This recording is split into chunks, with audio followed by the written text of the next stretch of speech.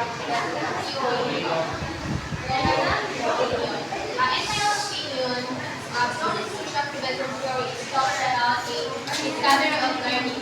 Just like for example, when you are a child, this is the step-by-step discovery learning. Just like for example, when you are a child, you learn how to talk, how to walk, and after that you learn how to walk by yourself, and especially when you're reading. So, total social development is overall, it talks about a discovery of learning being active or inactive, and it also be a very important to apply in your everyday life until the future. Okay, correct. So, let's proceed to the second activity. Group example, then one representative.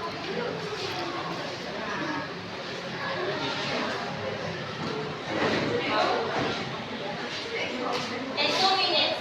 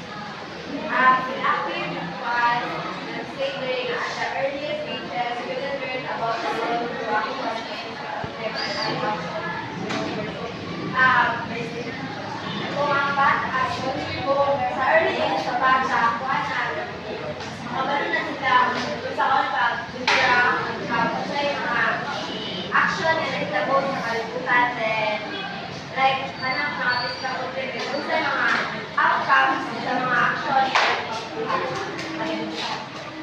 Ayaw pa niya. Next. Next is iconic. So since it's under representation of knowledge, so while using models to partake knowledge to students. So, for example, example, may anatomy. So mo provide kag model about anatomies para mas ang representation of knowledge is clear and mas dali masabtan sa mga students. Symbolic text.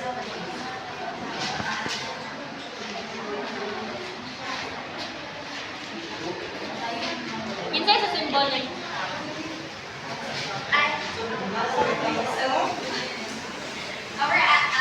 Our symbolic part is representation of knowledge because through symbols, the students are able to have more knowledge about a certain topic. Like for example, the circle. So if your topic is all about circle, of course you're gonna have a symbol circle. Alright. So next is number of knowledge. So this refers to the way in which the value of knowledge can be captured, so that the role of structure is how the role of the graph by the person. So it is like the role of structure in learning and how it has factual evidence as Alright. So next is Effective sequencing is a sequence of learning. So if, for example, it is a step-by-step learning from pinaka-ubos kayo sa taas. But kung muskip ka kung sana, it will be difficult sa learning and one step. So it is important ka mo stay ka sa every step. the next is the disposition to learn. So Brunner believed that any subject will be taught any stage of development in a way that meets the practical and capabilities. And in this part, the theory of instruction is influence both the parents and the teachers. Next, reinforcement. So reinforcement like rewards and punishments should be selected and based appropriately. So Brunner investigates that reinforcement is one of the motivate the students to learn. So, let's proceed to activity 2. How will be oral presentation? What is that? Every number, 8. Please. 2, 1, 1. 2, 3, 4, 5. 6, 7, 8. What pure knowledge do you bring to this topic? What pure knowledge do you bring to this topic? Prior. Pure knowledge. What pure knowledge do you bring to this topic? Prior knowledge. What is your prior? Prior knowledge. Do you bring to this topic?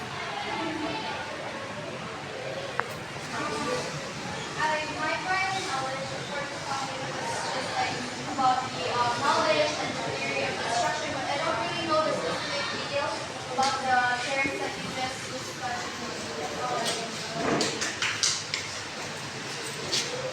Maria, what is your number? Fine.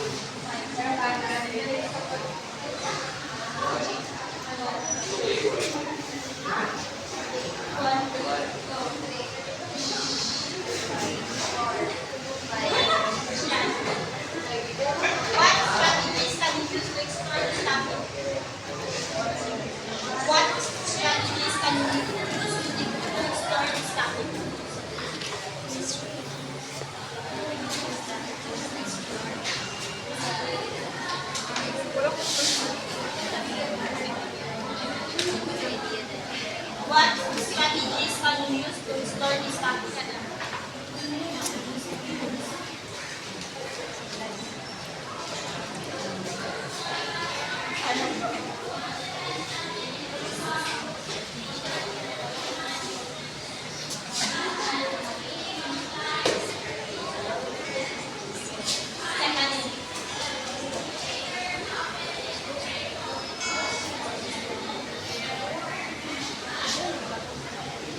the last one. What strategies can you use to restore this topic?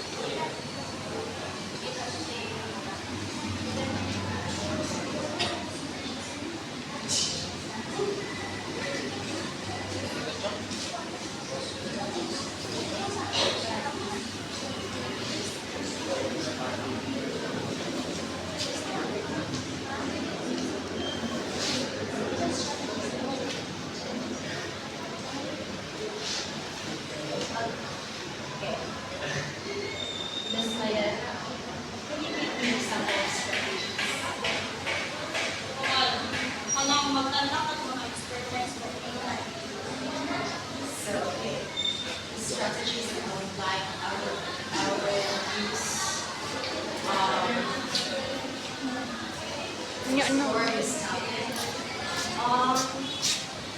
to be, to watch, or to watch, a clip that is related to this topic, and I will gain knowledge about what I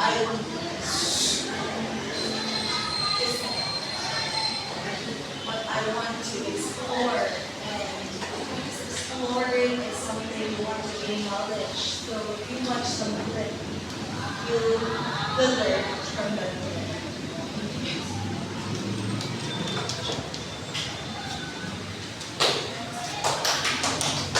Correct. So, let's proceed to the next activity. I will go into group. This is group 1. Group 1 is the group 2. So, in a 1/4 sheet of paper, use the Venn diagram on what is the difference between a burst contractile theory and spiral corridor. In a 1/4 sheet.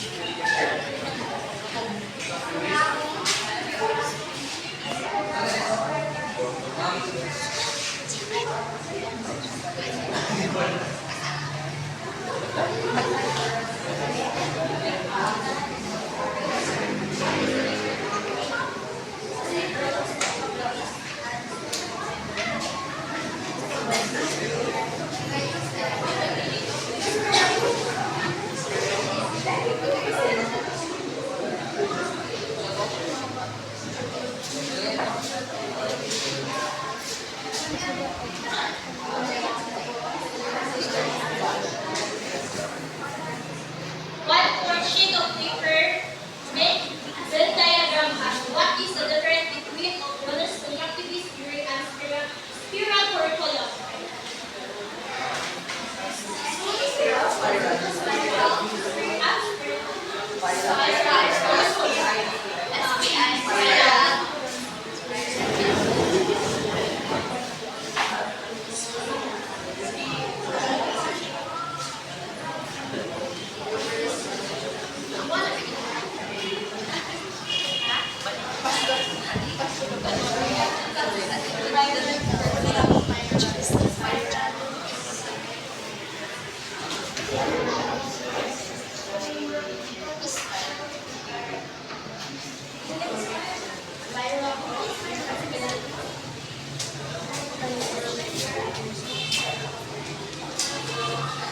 Venn diagram.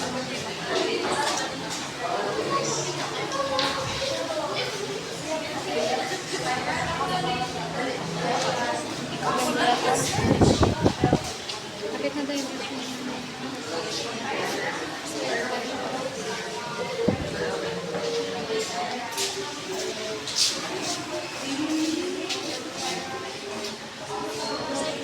Okay na guys?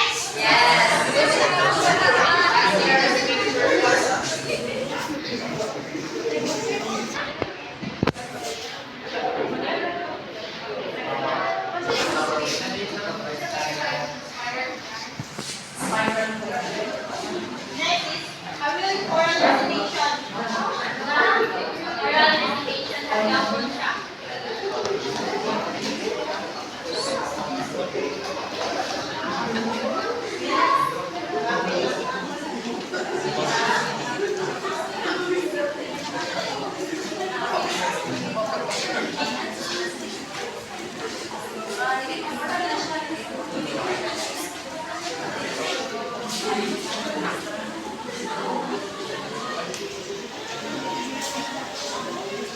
Depends. What is the main focus of wellness activities of the week?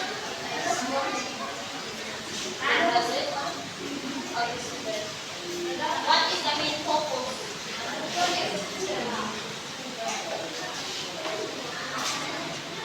Sophia, how does scaffolding support learners? Scaffolding provides learners with the necessary support to tackle the concepts or topics, gradually decreasing their own support as they become more proficient, which fosters independence. Karen, Number one, can you give an example of discovery learning in practice? sure. Scaffolding. David, One example of it is like in history, when way back in first year college history. So we are going to search about the past events where the specific World War II happened, and more insights and